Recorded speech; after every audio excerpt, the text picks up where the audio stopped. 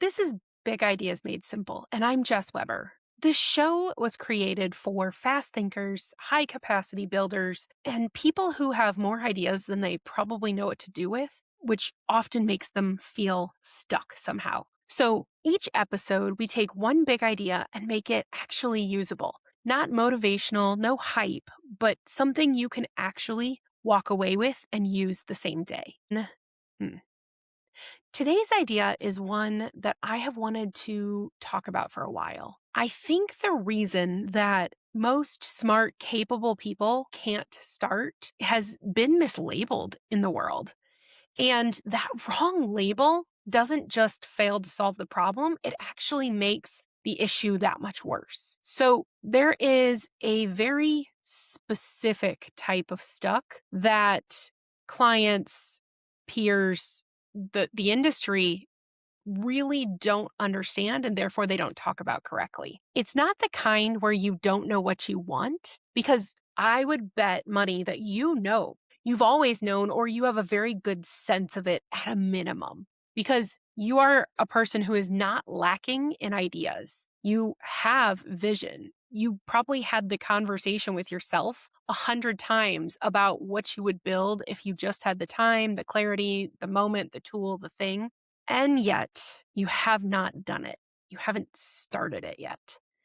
And I know for a fact, as you do too, it is not because you're lazy or because you're afraid of rejection or judgment. It's not for the reasons that so many productivity books exist in the world and what they would assign to you to help get you started. So the real reason is something completely different. And by the end of this episode, I think hopefully you'll recognize that, not as a new concept, but as something that you have been living in for a long time without having the right language for it. So I want to tell you today, right now, you are not scattered. You are mislabeled or even misdiagnosed, and not in the clinical, doctoral sense. But here is what I'm thinking of or talking about. You are probably somebody who has a vivid, clear idea that you know is wildly good. In your head, it's probably been validated 100 times, and yet nothing exists outside of the gray matter between your eyes. You haven't made any meaningful moves towards it. I mean, you could have opened a document, you could have opened a chat in your AI. Maybe you've talked yourself into waiting until there's the right amount of time or money or whatever, the reduction in other commitments. But like, you've literally built this whole thing up inside your mind so thoroughly that actually doing it almost feels redundant. And here is what probably makes it even worse. You are not like this across the board.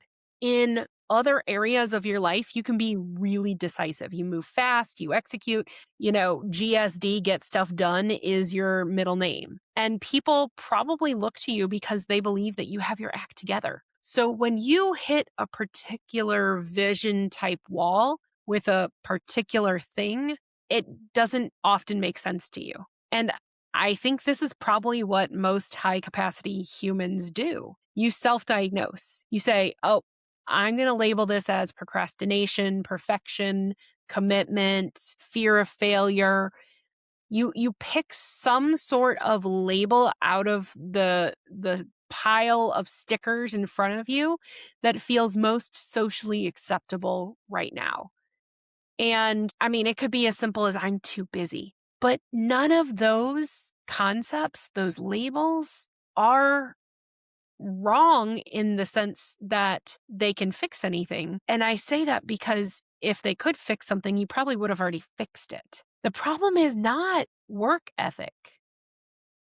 It's not discipline. It's not fear, even though I know fear and imposter syndrome can show up all the time. But the problem really is that you are a very specific type of thinker operating inside a framework that was honestly never built for you. And until you can name that and identify it, every freaking productivity hack in the world is just rearranging furniture in the wrong building. I mean, it reminds me of a reel I saw that went viral uh, probably 6 months or a year ago, where somebody said, oh, you click one thing inside like a Microsoft Office product and it messes up the entire document alignment and settings.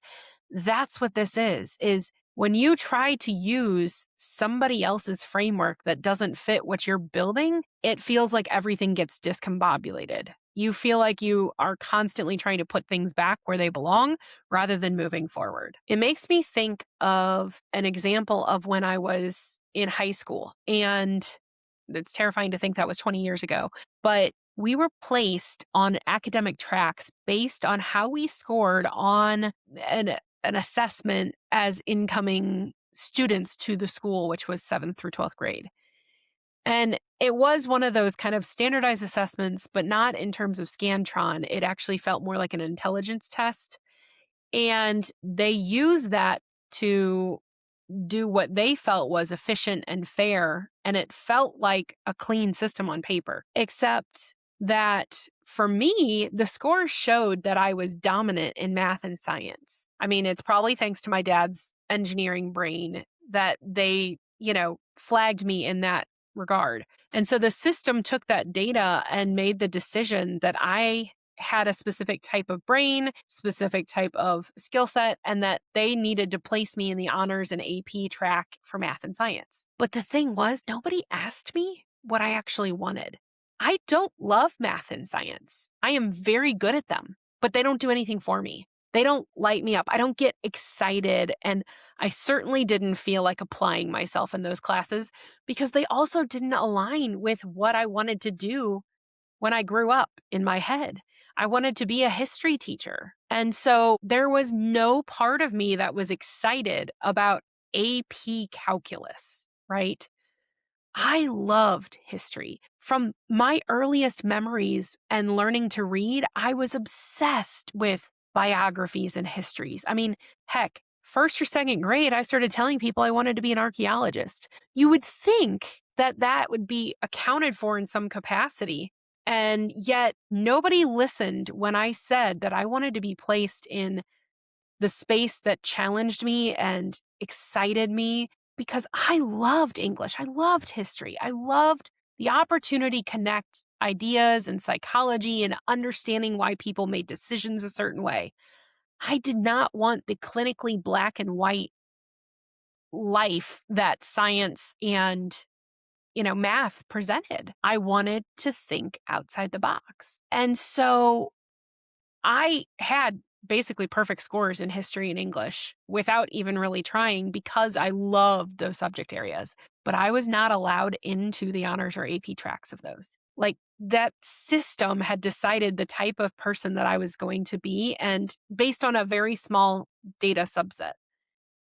And it frustrated me so much. I tried to advocate for myself as much as a 14 or 15 or 16-year-old could do. But in that kind of system where I didn't have authority, it just became a moot point for everybody. So I was forced to work inside this framework that wasn't built for me or my brain. And when I went to college, I chose the academic classes. I chose the major. I chose the tracks to an extent, even though there were, requirements and prerequisites. And I was so happy being able to make those choices. Although I do laugh now in hindsight and am grateful for what my father bestowed upon me because I had to take a science class as part of my requirements, but all of the intro to classes, so intro to physics, intro to bio, intro to chem, intro to geology, didn't fit my heavy academic schedule. And so the only option that I had before graduation was physics 1. And I walked into the room the first day and the professor looked at me because, he recognized everybody else as a science major or sports medicine student. And he was like, what are you doing in here? And I did know some of the students in the room and they were confused as well because I hadn't been in all these other math and science courses with them. And I was like, I need a science credit and I'm here. I already took calculus. I can do this. And they thought it was such a fascinating thing. but it was one of those spaces that I could walk in with zero agenda, zero apologetics about it. And it allowed me to actually enjoy the class a little bit more because I wasn't being forced into it. I had made that choice. So the point is here in all of this that the system in American education, at least, isn't malicious. Honestly, most systems aren't meant to be malicious. The acronym of the word system is save yourself time, energy, or money. But the problem is that too many people try to operate in a system that is designed to sort and measure through data, and the most efficient or available data is never the full picture of who a complex human being is. So when a small subset of who you are is used to make large decisions about you, something usually happens. Either you develop the conclusion that the framework that you're being shoved into is correct and something's wrong with you because you don't feel like it fits, or you eventually figure out that that system, that framework is wrong, but you don't quite know how to name it. So you kind of half live and exist in it while feeling like it's chafing. And both of those alternatives aren't actually diagnoses. They're both just different versions of accepting that you're stuck in the wrong place. So there's a book that's coming to mind of, that I feel like I have to mention here, which is Jim Kwik's Limitless. And in that book, he starts with a story about a boy, himself being called the boy with the broken brain. He had a head injury as a child that made learning genuinely difficult for him, and he really struggled. He felt slow and, truly behind in every measurable way.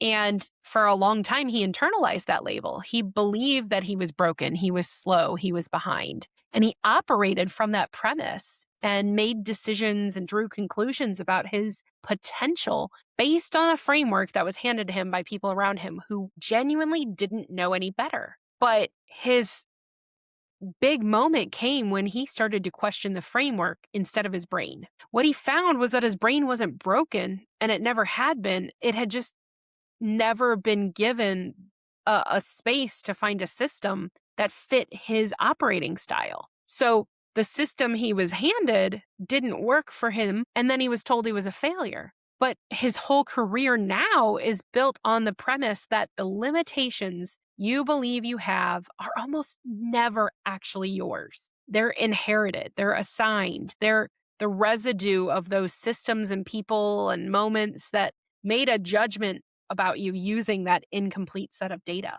And so when I first read that framing, it made me think about everything because it's not just about learning. It is truly about how we understand ourselves across multiple domains. Like the people who are stuck, the ones who have ideas and capacity and still don't move, they're never stuck because of a character flaw. They're stuck because they're operating from somebody else's diagnosis.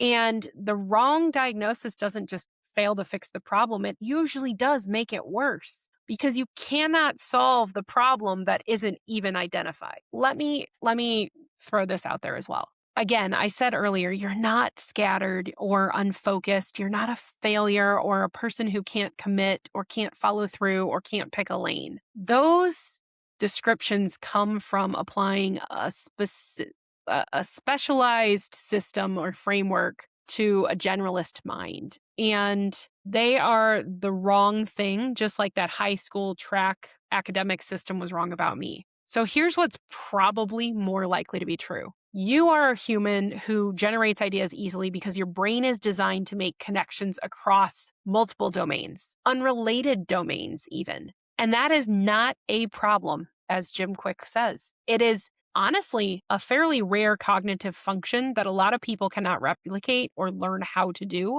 no matter how hard they try. So when people try to commit to a single lane, but then they can see where multiple lanes lead to the same destination, it makes it difficult, not because it's indecision, but because it's some level of kind of sophistication and systems thinking that most people don't have access to. So you don't have to be the lane. You can see the whole highway. And starting things and not finishing them, or starting them and then pivoting, or building and then rebuilding in a completely different direction, all of that happens as iteration. The problem that you may be running into or describing to yourself is a language of failure because you're measuring data points from one singular lane rather than respecting the entire highway. Your confidence is being measured by dysfunction inside a smaller space. And so I want to challenge you to understand that the reason you can't start something is not because you don't know what to build. It's that you've been trying to start through somebody else's pattern, system, framework, whatever. And that thing is trying to force you to be somebody you're not. And I would bet if you sat with this a little bit, you'd probably know that and you recognize it. And that's a piece of the hesitation that you have. So that's where you lean into what you already know. You research more, you refine the idea further, or you wait for the version of yourself that feels ready enough to survive the judgment coming from that system that doesn't actually fit. But that version probably will never show up because the system standards were not designed for you and your kind of brain. This makes me think of, since I said I love history, Leonardo da Vinci. I mean, if you look at historic records, it says that he had 17 notebooks, tons of unfinished paintings, inventions that never got built, flying machines that preceded the Wright brothers by 400 years. He moved between anatomy and art and architecture and engineering with no apparent concern for how it looked to the rooms around him. He was interested in what everybody thought was everything, and he finished only a fraction of what he started. But when we look back on his life historically, we don't sit there and say, oh my gosh, what a shame, all that wasted, scattered energy. Charles Darwin spent years collecting data across completely unrelated fields before he wrote his book, The Origin of Species. And we don't look back and say, oh my gosh, he was scattered. He was building something that required breadth and width before he could produce depth. But anybody looking from the outside in didn't understand that until we got to the end result. Benjamin Franklin was a printer, a statesman, an inventor, a diplomat, a philosopher, and a scientist. That man did not know how to pick a lane. He used every lane to serve the same underlying thread for him, which was understanding how systems work and how to make them better. Those men are not anomalies. They are examples of a specific type of brain that historic records keep producing and the contemporary workplace keeps misdiagnosing. So there's a word for it that has become more popular with the invention of social media and things like TikTok, but it's been around for a long time. And I may have mentioned it in previous episodes, but it's one that I absolutely love. And if you heard it and you didn't believe that you were it, that's okay, because there is probably some level of cultural weight that makes it easy to reject. And then the word is polymath. Before you say, oh my gosh, that's not me, or I don't like that, or I don't know what the heck that is, I want you to understand what it really is. It's not somebody who is equally masterful in every domain they touch, but it's somebody whose natural mode of operating is to draw connections across multiple domains in the service of a single underlying function. So remember, width is not the point. The thread it serves is the point. You have that thread. You probably always had at least one. But the problem is that the systems you were operating in kept measuring the width of what you could do and calling it chaos instead of measuring the function and calling it yours. So I'll go back to my own personal story just to make this a little bit more concrete. This show, the brand, the newsletter, all of it took a little bit longer than I would have liked to launch because I knew exactly what I wanted to build. I had the framework, the audience, the assets, all the things that I had been wanting to do for years, but I struggled to put it out publicly, and not because I didn't believe in it. I literally had gone all in on a brand before, as I've told you in other episodes, which turned out to be the wrong container for what I was actually trying to do. I built a brand around a system that didn't fit me. And so I was intentional with this one. And I wanted to make sure that before I moved, I collected evidence that validated that this was the right move. And I wanted to be intentional with what I attached my name to because I knew that I couldn't just build this on ideas alone. And none of that was fear. That was my specific type of intelligence saying, I've been down this road.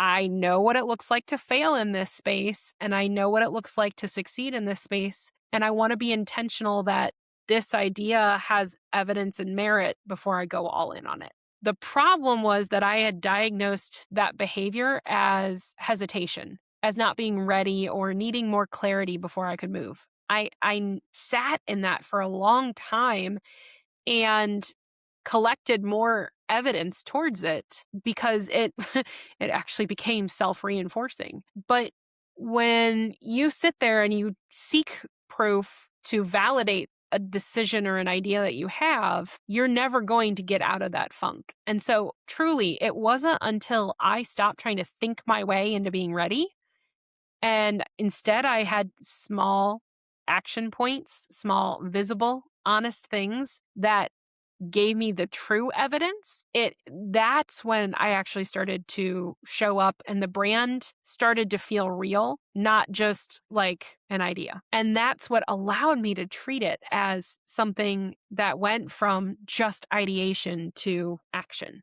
I mean, I can take this a step further and say, not even just this podcast or this brand, but I've had book ideas in my head for years. I mean, I've told people, oh, I've got at least 3 books in mind. I mean, each one with a general shape, a working thesis, some sense of what it could be. But I had not sat down and started working on any of them. Every time I would say, oh, I really need to write that down, something would prevent me from taking the next step. And my family has a slight obsession with the movie White Christmas. I know I feel like this is tangential, but it does make sense. And traditionally, we watch it every year. I've seen it probably 100 times in my lifetime. And I always think about Bing Crosby's character when he's sitting at the table in the restaurant and they're meeting the sisters. And he's like, what's your angle? You know? And she's like, there's no angle. And he's like, nope, everybody's got an angle. And to me, that line, what's your angle, is really just what's your lens? What's not the idea, not the plan, but what's the framing of what you're trying to approach? And I think that was always my problem with the brand, with the book, with everything. At the time, I had the ideas, but I didn't have the lens. I didn't have the angle to look at it. I could sit there and research all day, or I could have passion for the subject matter, but I did not have the thing that made it mine internally. And that meant that the book could show up, but it would be forgettable. At best, fine, which to me is worse than not writing it at all. And so it wasn't until I had multiple conversations and multiple action taking experiences that my angle started to show up. And I have so much gratitude for that. But I got clarity not through sitting there and thinking about it, but it was like there was a moment where I just knew. I actually woke up and literally, I guess it was the subconscious doing the work while I was sleeping or something. You know, it was that 3 a.m. thought that I woke up with like abundant clarity of how all of those previous versions and ideas connected and moved towards one specific angle, one specific lens. And so I started making strides. I started taking action. And so it's not because I suddenly had wild amounts of time or energy or the space to write a book, but because I had clarity, I had the right diagnosis for myself. I started working on it. And I am wildly excited about it because of the fact that I can own the direction and I can see the distinction of how this thing aligns with all of those ideas that I had and gives them a framework that feels authentic to me. And so I've moved from, like I said, that ideation to imperfect action. It's not done. It's not ready. I'm still working on it. but something is actually happening and taking shape consistently because I stopped accepting the wrong label for myself. So, as I do in every episode, I have to give you something practical to take away from this whole rambling situation. Let me ask you this. If the diagnosis has been wrong, you're probably sitting here going, Jess, how do you find the right one? And I'm going to tell you right now, as somebody who is cerebral and a big thinker, that you are not going to find this by sitting there and thinking about it. Introspection is not the way to build a new identity and a new level of clarity when you're still stuck in some of somebody else's framework. I've talked about that in previous episodes, but the pattern keeps showing up because it's true. The answer for you right now is proximity data. So your thread, the one that's been running through every single thing that you've ever built, every room that you've walked into, every problem that you've ever been the person who solves, that thread is not something that lives in your head. It lives in your history. And so when you look at your history with the right questions and then you connect with other humans that know you historically and currently, it becomes significantly more visible. And so I have coined the term product problem. And so I use a tool that I call the Proximity Audit just for this. And it's not some, idealized journaling exercise. It's not a assessment. It's literally just a structured look at your own data and the actual evidence of what you have been and done and built through the lens that is designed to find the function instead of the title. So here's how it works. Step 1, list every role, project, business, significant contribution you have made in the last 10 years. Please, for the love of Pete, do not filter it for success or rank it. Do not filter for relevance. Just list everything that you can do in a complete inventory. So no curation needed. You're the only person that's going to see this. Step 2 is for each item on that list, ask yourself the question, what was I actually doing here? Not your title, not the product, not the output. What function was I serving in this space? Was I translating complexity for people who need it simpler? Was I building a container for other people's chaos? Was I finding connections that nobody else in the room could see? Was I moving something from idea to reality? Name the function, not the vehicle. And then step 3, where does that same function keep showing up in your current world? It probably showed up in different rooms that were not connected to each other, in projects that seem unrelated in the surface, but then the thread shows you that there is something that is there that now is a pattern. And so there's a space that you were probably called to serve in or steward, regardless of context. And that's the thing that we're looking for right here. And so step 4 is really easy. It's so easy, y'all. Name it. Just in a sentence, not a job description, not an elevator pitch, nothing fancy. Say, I am the person who does this thing in the service of this outcome for this type of person or type of problem. So do the thing in the service of outcome for this particular person or problem. That sentence right there is your correct. It is the thing that high school sorting system didn't have to measure for me. It's the thing in the bio on your website that is probably not being said but needs to be there. And once you name it, it is going to make it significantly harder to keep accepting other systems that don't support it. And I'll bet money that the reason people don't do this exercise is not because they find it hard, but it feels like they have to close a door on something. When you get to a point where you say, if I am this, then you also start to believe, oh, I can't be also that. If I commit to this lane, do I lose the connection to all the others? And I want to tell you right now, the answer is no. The thread is not your lane. It's the direction that all your lanes are already moving. Naming that does not eliminate the options. It gives you clarity on the width of how far your highway stretches, and it gives it a spine. So the polymath who has named their thread is not less free than the one who is not.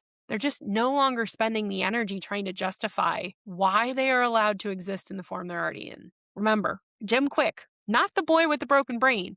He's the kid whose brain had not found the right method for him yet. The system looked at his results and made a judgment, and he spent years just agreeing with it until he finally stopped. The high school academic track that looked at my test scores and decided what kind of student I was. It's not because my scores were bad or wrong, it's about how they perceive them. You are probably running some version of that story. A system somewhere looked at a slice of data about you and drew a conclusion. Could have been the industry, could have been the role, could have been the family. Maybe it was your own internal narrative running on a software you installed a long time ago and never updated. I mean, not to date myself, but throwback to the old Netscape or AOL discs that you installed, and then you got really excited when a new one showed up in the mail. Like, you have been trying to fix yourself inside a conclusion that you drew from that outdated software. You're trying to be more focused or more committed, more productive, more conscientious of your time management, more willing to pick a lane. I don't care, but more is not the problem. You don't need to be more. You need a better angle, a better lens, a more accurate picture of what your threat is and where your focus needs to go. So you don't have a starting problem, you have a misdiagnosis problem. And the fix is not discipline, it's using the right instrument. The proximity audit is a great tool for that. Go use it. Not when you have time or when the idea is more formed. Please just go do it on a piece of paper. Go do it in the notes app on your phone. Go do it with your AI. I don't care. But examine the version of yourself and find what's been there the whole time. Stop measuring yourself with somebody else's ruler and name your own, because you are not scattered. You're mislabeled. And the difference between those two things is everything. So your one thing this week, again, pull up the paper, run the first couple steps of the proximity audit, and start going through that. What was I doing here? What was the function of this? Now, if this landed, come find me over at Big Ideas Made Simple. That's where everything I'm building lives and where you can connect with me directly. Sign up for the newsletter, one inbox idea every week, nothing else. And if you know somebody who keeps being told they're too much or not focused enough or feels like they're failing at productivity, send this episode to them, because I do believe that the right idea at the right time changes everything. If you are somebody who is struggling with this and you want to connect, find me on socials, Instagram, YouTube, LinkedIn, Facebook, I don't care. Threads is my new favorite, right? Let me know what you're struggling with and let's talk through it. But I believe that you have so much opportunity, you just have to see it the right way. So, thanks for listening. See you next week.